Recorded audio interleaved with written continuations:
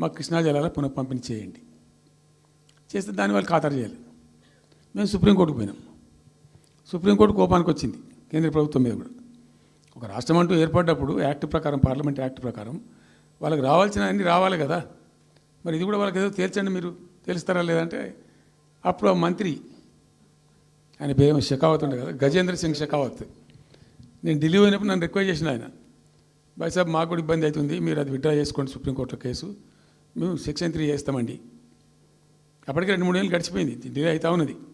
నేను పోయినప్పుడు అలా అడుగుతున్నా, పర్సూ చేస్తున్నా, మాట్లాడుతున్నాం, ప్రైమ్ మినిస్టర్ లెటర్స్ ఇచ్చినాం, అన్నీ చేస్తున్నాం. ఫైనల్గా సుప్రీంకోర్టు చివాట్లు పెట్టిన తర్వాత వాళ్ళు ఉండి మీకు విత్డ్రా చేసుకుంటే దయచేసి మేము సుప్రీంకోర్టు ఆర్డర్ వస్తుందని తెలిసిపోయింది వాళ్ళకు కూడా. ఆటోమేటిక్ ఇస్తుంది కదా కోర్టు ఆర్డర్, న్యాయప్రదంగా రావాల్సింది ఇస్తుంది. కాబట్టి ఎట్లా తప్పేటట్లేదు ఇక కోర్టు ఆర్డర్ ఎందుకని చెప్పి మీరు విత్డ్రా చేసుకోండి భాయ్ సాబ్, మేము ఇచ్చేస్తాం. మంచిగా విత్డ్రా చేసి మళ్ళీ లెటర్ పెట్టినాం. మీరు చెప్పిన ప్రకారం విత్డ్రా చేసుకున్నామండి అంటే లెటర్ పెట్టండి అంటే పెట్టినాం. అది ప్రాసెస్లో ఉంది సెక్షన్ 3 వేయడానికి. చివరికి వేసారు. ఇప్పుడు సెక్షన్ 3 వేసారు. దాని మీద బ్రిజేష్ ట్రిబ్యునల్ అపాయింట్మెంట్ కూడా అయిపోయింది. ఇప్పుడు వాదనలు జరుగుతున్నాయి, మాకేం రావాలి, మీకేం రావాలి, తెలంగాణ రాష్ట్రం, ఆంధ్ర రాష్ట్రం మాట్లాడుతూ ఉన్నారు. సో ద క్వశ్చన్ ఏంది, అక్కడ ఉంది, ఇప్పుడు తేలుతుంది. మా ఉద్దేశం ఏంది, 90 టీఎంసీలు అయితే మాకున్నాయి నికరం, మాకు ఎవరు ఇచ్చేదేం లేదు, ఎవరు అడుక్కునేదేం లేదు. అడిషనల్ ఇంకో 60-70 టీఎంసీ, ఇంకో 70-80 టీఎంసీ కావాలంటే ఎట్లా అంటే, ఈ ట్రిబ్యునల్లో వచ్చేటువంటి అధిక వాటా ఏదైతే మనకు ఉంటుందో, ఇందులో ఒక గుడ్ సైన్ అని ఈయన బ్రిజేష్ ట్రిబ్యునల్ ఏం చేసిండు, వచ్చిన తర్వాత ఆయన ఒకటి చేసిండు. అంతకుముందు చట్టం ఏముంటుండే, 75% డిపెండబిలిటీ మీదనే నదుల నీళ్ళు కేటాయింపు జరగాలి, 75% డిపెండబిలిటీ మీద. మన కృష్ణా జలాలు ఇచ్చినప్పుడు అట్లే ఇచ్చిండ్రు.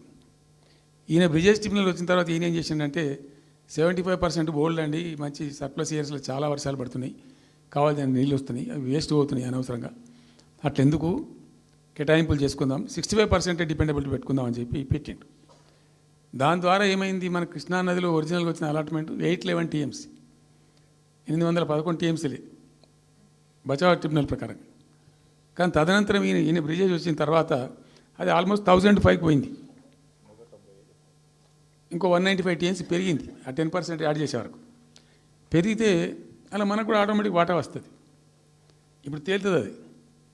సో మేము ఆశపడ్డది ఏంటంటే, ఒరిజినల్గా పెట్టుకున్నటువంటి ఈ 90 టీఎంసీ అది బచావ్ ట్రిబ్యునల్ ఇచ్చిందే 45 టీఎంసీ. 45 టీఎంసీ మనం మైనర్ ఇరిగేషన్ లెక్కలు బాజాప్తా తీసి ఇచ్చినాం కాబట్టి అది యాక్సెప్ట్ చేసిన వాళ్ళు.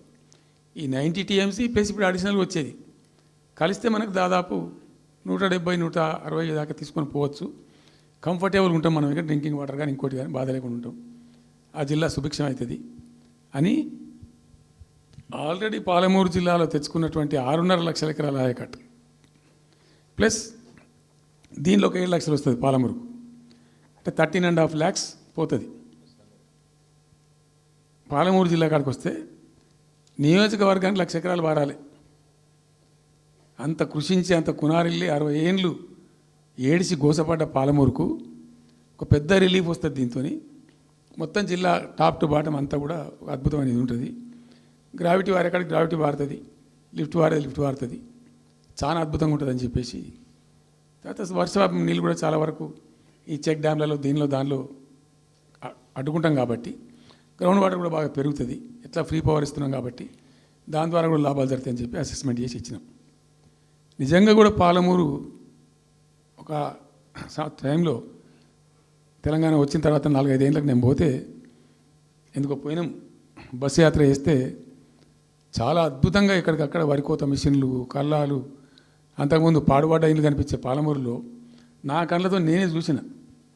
ఇంకా ఇది అంతా కంప్లీట్ అయిపోతే ఈ అనుకున్న 15 లక్షల ఎకరాలకు నీళ్ళు వస్తే చాలా దివ్యంగా ఉంటుందని చాలా సంతోషపడుకుంటూ పోయినాం. సరే, ఇప్పుడు కేంద్ర ప్రభుత్వం కొత్తగా తాకీదు, అది ఎవరు చెప్పినారో తెలియదు, వాళ్ళు చెప్పడం చెప్తున్నారు. ఇప్పుడు గవర్నమెంట్ ఉన్న వాళ్ళు చెప్పడం చెప్తున్నారు. ఏంది, మీరు 90 టీఎంసీలు పెట్టుకున్నారు, పాత గవర్నమెంట్ పంపించింది, ఒకటి డిపిఆర్ తిప్పి పంపించిండ్రు, దాని మీద సడి లేదు, సప్పుడు లేదు, లుల్లి లేదు, లుకాండం లేదు, తల ఊగుతున్నారు. ఎందుకు తల ఊగుతున్నారు? రాష్ట్ర ప్రయోజనాలు కాపాడడానికి లేకపోతే, రాష్ట్రానికి వచ్చిన నీళ్ళని కూడా కాపాడే స్థితి లేకపోతే ఇదేం దద్దమ్మ ప్రభుత్వం, ఇంత చేత కానీ ప్రభుత్వం ఉంటే ఎట్లా, నోరు లేని ప్రభుత్వం ఉంటే ఎట్లా? పెద్ద నోరు పెట్టుకొని పెద్ద గడబడి చేయాలి కదా. ఒక 10 టీఎంసీలు పోతేనే ఒక్కొక్క రాష్ట్రం ఎక్కడి దగ్గర పోయి కొట్లాడతారు.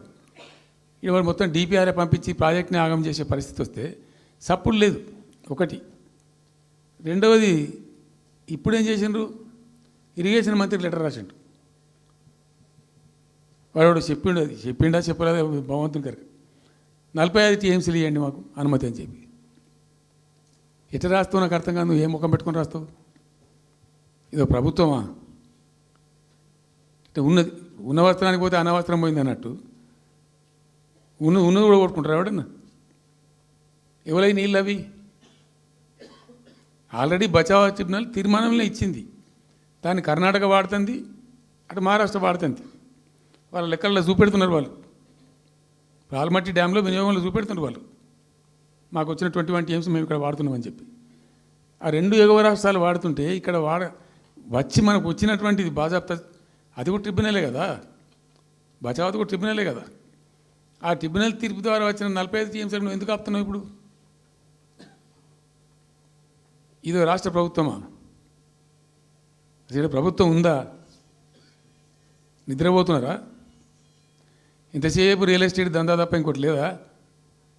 ఇల్టు భూములు ఎట్లా అమ్ముదాం, పల్టు భూములు ఎట్లా అమ్ముదాం, ఆ భూములు ఎట్లా దెబ్బ పెడదాం, ఇంకెంత కమిషన్ కొడదాం, ఇది తప్ప రాష్ట్ర ప్రయోజనాలు, నీళ్లు, రైతులు, మనుషులు లేరా? ప్రాజెక్టులు ఎందుకు 2 ఏళ్ళ నుంచి ₹1 పెట్టలే? ఎందుకు ఒక తట్టడి మట్టి తీయలే? ఎవరు నిరోధించిన మిమ్మల్ని? ఎవరు అడ్డుపడ్డారు మీకు? ఎవరు కట్టేసారు మీ కాలను? అటు పైసా పనిచేయరు, నిష్క్రియాపరత్వంగా ఉంటారు. డిపిఆర్ పంపిస్తే సపోర్ట్ చేయరు. ఇలా చివరికి 45 టీఎంసీ అని రాస్తారు. అంటే ఏం కాబోతుంది? ఎవరో ఒత్తిడి ఉంది దీని వెనుక? ఏం కుట్ర దాగి ఉంది ఇది? 2 ఏళ్ళ నుంచి నేను మౌనం పాటించి చూసుకుంటూ వస్తున్నాం.